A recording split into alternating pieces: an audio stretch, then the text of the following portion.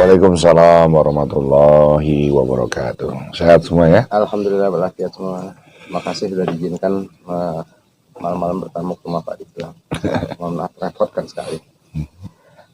Pertama saya mohon untuk Pak Ditlang support kita terhadap Lajisnu, yang mana fungsi Lajisnu yang kita buat ini adalah untuk masyarakat dari masyarakat. Jadi intinya saya mohon Pak Ditlang untuk memberi semangat pada kami sebagai pengurus Lajisnu dan juga sebagai warga Sahu Baru supaya bisa menerima adanya Lajisnu di lingkungan kita. Bismillahirrahmanirrahim. Segala puji bagi Allah yang menciptakan kehidupan dan kematian. Dua hal yang pasti, Dia Allah yang Maha Ada. Sebelum kita ada, bahkan sebelum kata ada, Dia sudah ada. Jangan sampai kita diadakan oleh yang Maha Ada. Ketika kita ada, kita bertanya-tanya tentang keberadaan Allah yang Maha Ada. Ada nggak sih Allah? Wah, itu kurang ajar sekali. Sombong. Selagi asik-asiknya kita bertanya-tanya, meragukan keberadaan Allah, tiba-tiba kita ditiadakan, yang disebut kematian. Kita pikir selesai, pada saat kematian itu telah menjelang. Ternyata Al-Quran menjelaskan tubuh kita disatukan lagi antara tubuh jasad dan tubuh ruhaninya. Allah meminta pertanggungjawaban kita. Salam salat juga kita panjatkan kepada Nabi besar kita Nabi Muhammad SAW yang mengajarkan kita tentang perihal kehidupan, sehingga dari awal sampai akhir kita mudah-mudahan hidup di dalam keberkahan dan mati di dalam husnul khotimah. Sahabat semua, apa yang dilakukan oleh Lajismu ini perbuatan yang mulia ya. Aku rasa kalau kita menyebut Lajismu tidak ada kemuliaannya. Tapi kalau Lajismu, di belakang itu ada orang-orang yang senantiasa sadar bahwa dirinya hanyalah seorang hamba. Karena Allah itu sudah mulia, kita tidak perlu memulia-muliakan lagi. Tanpa kemuliaan kita, Dia tetap mulia. Bahkan Dia itu yang maha mulia. Kitalah yang butuh kemuliaan itu. Jelas ya? Jadi, kalau engkau, kata Allah nih, kalau engkau ingin kemuliaanku, maka muliakanlah hamba-hambaku, baru kau kuberikan kemuliaan. Jadi apa yang dilakukan oleh Lajismu adalah orang-orang hamba-hamba Allah yang ingin mendapatkan kemuliaan dengan memuliakan hamba-hambanya. Di antaranya mereka membuat satu pergerakan, mereka peduli kepada orang-orang di sekitar, terutama ketika datangnya kematian. Mereka ingin mengurusnya, mereka ingin mempermudah, mereka ingin membantu, menolong, karena tidak semua orang mati dalam keadaan mampu ya. Ada yang soal tanahnya, dia tidak mampu membayarnya, soal memandikan jenazah juga nggak mengerti, serta menyolatkan dan mengkafani dan lain-lain gitu. Maka regulasi ini akan dibantu oleh Lajismu. Jadi kelihatannya sangat bijaksana apabila kita mengerti akan visi dan misi dari Lajismu ini, kita turut serta gitu, berperan. Jangan hanya menjadi rakyat yang pandai menikmati tapi tanpa ikut terlibat gitu. Ya. Ini adalah pergerakan keikhlasan, ya, panggilan jiwa di mana tubuh kita memang sudah dewasa, tapi belum tentu tubuh rohaninya kita dewasa. Banyak orang-orang yang sudah pensiun di satu komplek, sudah tidak bekerja lagi, tiba-tiba sedekahnya makin besar. Apa yang membuat dia besar? Oke, dulu orang-orang ini bekerja, waktunya sempit, hilang kesadaran, terabaikan, tapi begitu dia pensiun, kesadarannya yang naik. Ya.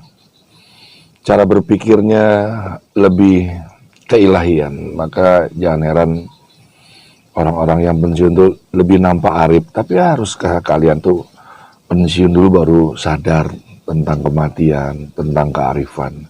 Jadi selagi sehat, kita harus bermanfaat. Selagi sehat, kita harus bisa menolong pergerakan-pergerakan sahabat-sahabat semua. Ini luar biasa. Ini jam berapa nih ya? Kita lihat dulu ya. 11. Wah, jam 11 malam tuh ya. Ini waktu saya tidur jam 9. Tapi begitu mereka datang, seperti ada cahaya ya. Seperti ada cahaya yang tentunya memanggil cahaya untuk sama-sama berhadapan dengan sumber yang maha bercahaya, yaitu Allah sendiri. Nah, mudah-mudahan cahaya ini juga menyinari Anda semua. Ya. Pokoknya ginilah, gak perlu paham tentang kematian. Karena soal mati itu, pertama jangan takut, tapi jangan ditantang-tantang juga. Karena mati itu persoalan takdir, tidak butuh sakit, gak perlu tua, ya. Dimanapun juga Allah bisa memanggil. Dan mudah-mudahan semuanya yang mendengar apa yang saya bicarakan ini, mendengar aja. Mudah-mudahan Allah gerakan kesadarannya. Gitu. Ya. Kita pasti mati kok. Iya, betul. Ini cukup jelas banget penjelasan Pak Dedi bahwa Rajisnu itu memang sangat bermanfaat dari kita untuk kita, dari umat untuk umat. Selanjutnya nih di Ramadan terakhir Pak Dedi, pesan-pesan Pak Ditdoang ini apa? Semoga kita bisa menjadi bertemu di Ramadan ke depannya. Tipsnya. Yang pertama, sebagai mukminin dan mukminah dalam 12 bulan kita pasti menunggu bulan suci Ramadan. 30 hari lamanya. Ada yang signifikan kita ibadah yaitu berpuasa. Ujungnya puasa itu ada hari raya. Kenal nggak dikenal kita ketemu orang dan saling menyapa pasti mengucap minal aidin wal faidin. Artinya mohon maaf lahir dan batin. Agama apa ini ya? Setahun hanya menunggu kata maaf. Haruskah dalam Idul Fitri kita memaafkan orang dan minta maaf? Jadi gini, ini penting bagi orang-orang yang beragama Islam. Allah menulis namanya hampir lebih dari 3 kali dalam Asmaul Husna. Yang ke-14, Rahman, Rahim, Malik, Kudus, Salam, Mumin, Muhaimin, Aziz, Jabbar, Mutakabir, Al-Holiq, Ya Bari, Ya Musawir, Ya Ghafar. Bukan yang satu tuh, di 34, Ya Ghafur. Maha Pemaaf, Maha Pengampun, dan di 82 ada Ya Afu, yang Maha Memberi Ampunan. Jadi kalau ada orang Islam, dia bermasalah atau punya masalah, ada orang salah pada dirinya, dia tidak mau memaafkan. Detik yang sama, saya berani mengatakan derajat dia lebih tinggi daripada Allah. Allah saja mau memaafkan.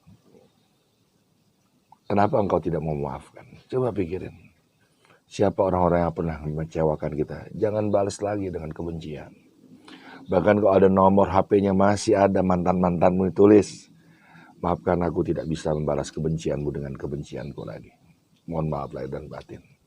Karena apa ya? Andai kita tidak punya pengetahuan, saya marah dengan Pak Muhaimin. Ternyata dia seorang wali Allah. Dia mah ikhlas aja, saya benci, saya hina-hina, dia diam aja. Tahu-taunya saya sama aja berhadapan dengan Allah sendiri. Lalu seluruh pintu keberkahan saya, kekayaan saya, ar-rojak saya, berpindah kepada orang yang saya hinakan.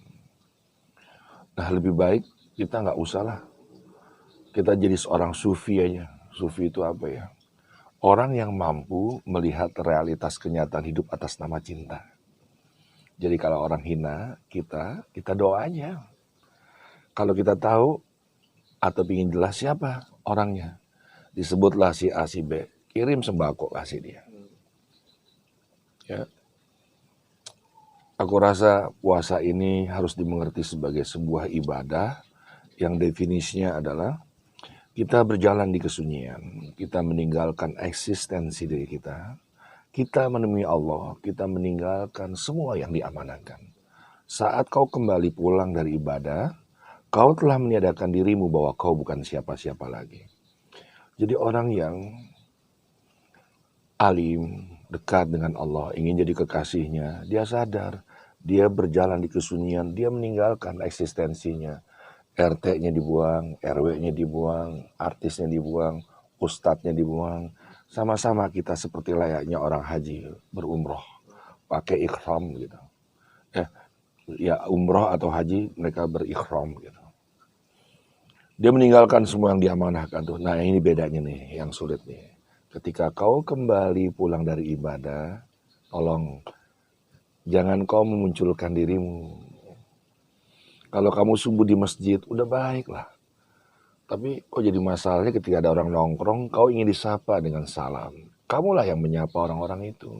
Karena engkau bisa sholat, istiqomah di masjid itu, karena apa? Karena kau hebat, bukan. La wala quwata illa billah. Allah yang menginginkan engkau. Allah yang berkehendak kau dijadikanlah orang-orang yang terpilih. Kepada yang tidak terpilih, tadi lagi bahasanya bahasa cinta harus. Cinta itu siap dibebani, mengasihi, menyayangi, melindungi, memberi harapan tanpa pernah berharap. Karena kelak itu, dari cinta itu akan Allah kasih bonus. Bonusnya tidak pernah mengenal rasa lelah. Jadi lucu kalau ada orang gak bisa maafin orang padahal ini agama yang esensinya agama cinta. Coba deh pikir-pikir, Kanjeng Nabi besar Muhammad SAW, gagah banget ya, ahli strategi, siap bertempur perang kapan saja gitu untuk membela Islam. Musuhnya begitu mendengar Rasulullah siap berperang, dia udah gentar duluan. Tapi pertanyaannya, Rasulullah itu lebih dikenal dengan kegagahannya atau dengan kelembutan hatinya? Ya jadi rata-rata orang-orang, ya terutama lajismu lah ya, sahabat-sahabatku semua, ada guru saya juga nih Pak Muhaimin, rendah hati lah. Karena dalam sholat itu ada sujud. Orang yang rendah hati sudah merendahkan di hadapan yang maha tinggi. Apa sih bacanya sujud? Ya, apa itu artinya? Kita bersujud di hadapan yang maha tinggi. Ya kan? Jadi kalau ada sujudmu, udah rendah masih bisa direndahin oleh orang lain, ya jangan kau hadapi lah. Serahkan kepada yang maha tinggi. Kenapa kamu masih berurusan lagi? Mengapa kamu justru mengatakan al-mujahidu man jahada nafsahu fi ta'at Allah azza wa jalla. Orang yang berjihad di jalan Allah itu yang pertama itu melawan nafsu. Yang kedua itu bukan orang yang megang pedang, turun ke jalan menang perang. Sekarang udah perang ideologi, persepsi, konsep-konsep, gagasan.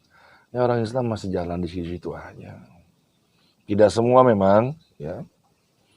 Tapi pahamilah apa yang sedang kita hadapi ini. Orang-orang Islam itu harus mengenal kode-kode digital. Dia harus silaturahmi bukan hanya dari masjid ke masjid, langgar ke langgar, RT ke RT, tapi dari dunia maya ke dunia maya.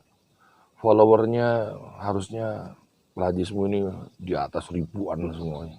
Amin. Ya, 50 ribuan. Jadi enak dakwahnya. Kita diserang dengan begitu banyak juta follower, habis juga kita tenggelam. Sekarang luar biasa, ada kasus kecil aja begitu masuk ke dunia maya, kelar. Orang mukul berdua, nggak tahu-tahu tiba-tiba jatuh jadi ayan. Tiba-tiba ada seorang anaknya pemimpin NU diinjak kepalanya. Saya tidak ingin mengangkat perihal-perihal masa lalu, tapi ini adalah kekinian. Ya, jadi jangan terlalu ortodok gitu. Kita harus lebih ke sesuatu yang baru gitu. Ya. Kecuali ente wali. Kalau ente wali, ente nggak perlu begitu-begituan, kan ya.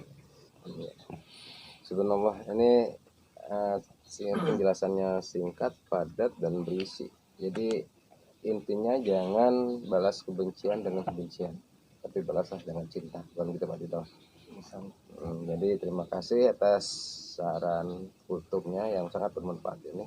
Sekali lagi gini dulu sebelum ditutup. Oke, Kita kan sebenarnya nggak punya cinta. rasa kasih.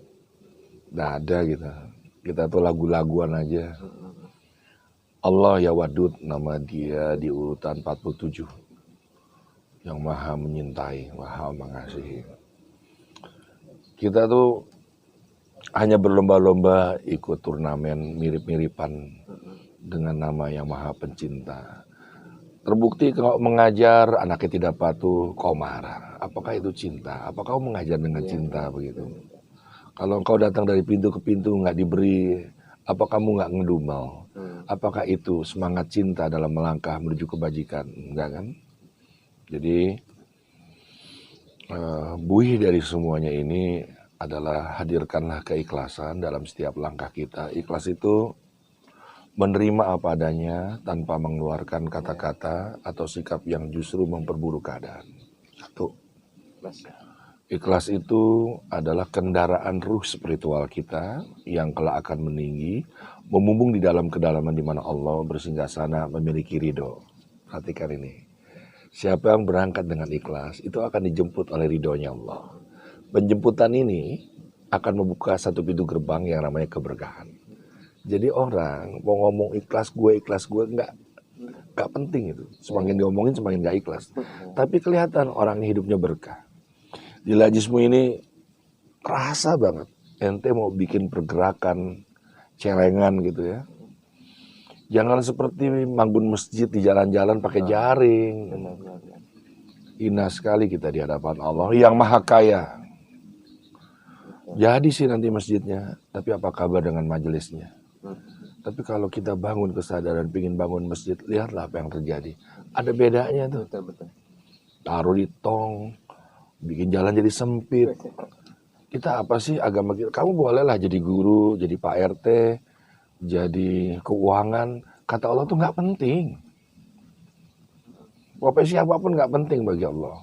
Yang penting dengan profesimu itu kamu nyampe ke Allah kan gitu.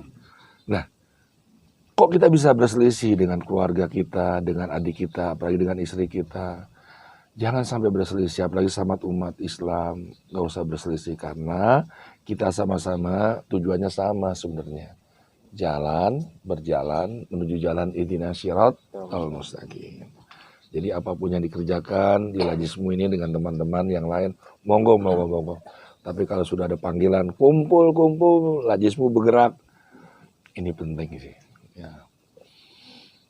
Luar biasa teman-teman semua. Aku rasa orang-orang yang mengurus tentang pemandian, pengkafani ya, menyolatkan, memakamkan ini mudah-mudahan ya. Begitu ente pun mati nanti kelak, insya Allah saya doakan cacing pun gak ada yang doyan dengan ente semua. Ya. Karena Anda memuliakan yang hidup, mudah-mudahan yang nampak dah hidup di dalam tanah itu menyaksikan itu semua. Kenapa bisa begitu? Ya Allah kan ya basir ya sami. Jangan diragukan itu. Dia maha melihat dan maha mendengar. Terima kasih teman-teman semua. Saya yang berterima kasih nih ya. Bagi saya puasa tuh ibadah biasa-biasa aja sih. Ada namanya siapa nih? Judis ya. Puasa nggak? Puasa. Nah, jadi kalau ente nih puasa jadi malas, banyak tidur, ya, ngeluh, ada rasa lapar, walaupun alamiah, ya, pasti ente ini lalai dalam berzikir, lalai dalam bersolawat. Terbukti bocah itu aja puasa. Jadi bagi saya puasa yang paling terhebat selain menjalankan ibadah puasa yang seperti ini, tambahkan lagi puasa kebenaran. Kamu benar, tapi disalahkan, kamu diam. Kamu tidak berbuat, disangka berbuat, kamu berpuasa kebenaran. Karena ada orang yang benar, disangka salah, lalu dia berpuasa kebenaran, maka Allah yang maha benar akan menjadi sebagai kebenaran yang absolut di hati ente. Jadi kalau ente sudah menjadi kebenaran Allah, pandangan ente, penglihatan ente, pikiran ente, ucapan ente, hati ente, langkah ente, semuanya akan benar. Tenang, saat difitnah, kita adalah orang yang teraniaya. Saat kita berdoa, doanya dijabah. Saat itu memang kita sedang menderita. Tapi kata Al-Hikam, kapan seorang hamba merayakan hari raya di hadapan Tuhannya? Bukan Idul Fitri, bukan Idul Adha, bukan sholat, tapi ketika penderitaan itu datang padamu. Jangan curhat ke orang, ngomong aja sama Allah, ya. Karena penderitaan itu adalah singgasananya Allah bertahta di situ. Siapa yang mau menikahi penderitaan itu dengan benih ikhlas, maka yang terlahir adalah kebahagiaan. Karena ikhlas itu adalah buih di lautan yang tidak lagi memerlukan pantai. Jadi orang-orang ikhlas itu udah gak senang dipuji. Perbuatan ente nih, udah.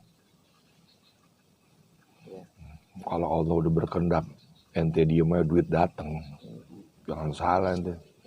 Sekali lagi, puasa itu biasa-biasanya. Yang luar biasa adalah ente puasa, tapi ente menyibukkan diri untuk memberikan makan kepada orang-orang yang berpuasa.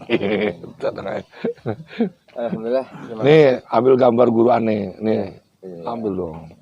Ini. Oh. Ini. Dapat Pak. Wah. Bisa silaturahim. No, satu lagi nih pengurus. Ini Ketua Lajisnu Sawah Baru. Ya. Nih, sebelah sini Pak RT. Ini Pak. Semangat. Harus tetap. Nih ada anak muda nih. Ini Guntur nih pondoknya di pondok. Ini sekretaris Lajisnu. Tuh bocil. Nah ini Yudhisthir yang ngintil terus nih. Ini Bang Alek juga anggota Lajisnu. Jadi semua teman-teman. Bapak siapa itu? Oh iya. Saya dengan saya dengan Agus Santoso, kebetulan sini megang bendahara Lajisnu, juga memegang bendahara RN Usaha Baru. Jadi saya dua bendaharanya. Ini teman-teman, wajah-wajah ini harus kalian kenali karena ini isinya pertanggungjawaban. Amin. Ini kita berdoa sebelum kita berpisah. Siapa mau berdoa silakan. Astaghfirullahaladzim, astaghfirullahaladzim, astaghfirullahaladzim. Ya Allah, ya Rahman, ya Rahim, ya Salam, ya Kudus, ya Malik, ya Musawwir, ya Mutakabir, ya Zabar, ya Bari, ya Ghafar, ya Ghafar. Allah, indah sekali malam hari ini, Allah. Sejuk. Seperti baru habis turun hujan membersihkan debu-debu di dedaunan, di atap rumah. Aku pikir karena malam hari ini aku akan kedatangan kekasih-kekasih-Mu ya Allah. Jadi semuanya tempat ini dibersihkan. Ya Allah, ya Rahman, ya Rahim, kekayaan orang beragama adalah silaturahim. Jadi tidak mungkin saya menolaknya. Apalagi ada guru saya di sini, Pak Muhaimin. Dalam doa ini ya Allah, kami tidak ingin menyuruh-nyuruh Engkau ya Allah. Karena kami hanya hamba. Seorang hamba tak pantas menyuruh Tuhannya. Tapi kalau boleh ya Allah, jadikan kami semua kelak menjadi para kekasih-kekasih-Mu ya Allah. Kau maha kaya ya Allah. Apabila mana kita semua diterima sebagai kekasih-Mu, tidak mungkin kami semua hidupnya dimiskinkan di dalam kesulitan. Allah, Kau maha melindungi. Tidak mungkin di zaman yang serba carut marut ini ya Allah, kami tidak dirawat sebaik-baiknya merawat Engkau lah ya Allah. Untuk itu terimalah surat cinta yang dikirim dari Yang Maha Pencinta untuk yang dicintanya saja. Ini adalah samudra ilahi tanpa batas di mana kekasih ingin berjumpa dengan kekasihnya. Asyhadu an la ilaha illallah, asyhadu anna Muhammadar Rasulullah. Al-Fatihah.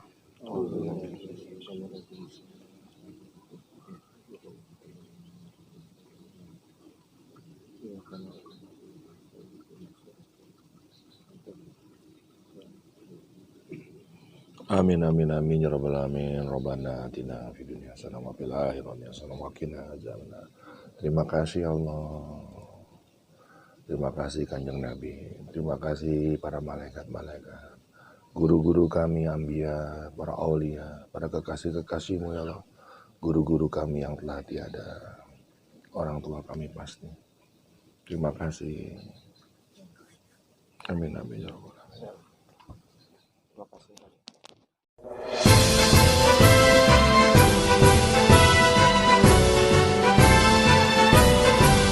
Ya Ramadan يا للوطن يا للوطن حب الوطن من الإيمان ولا تكن من الحرمان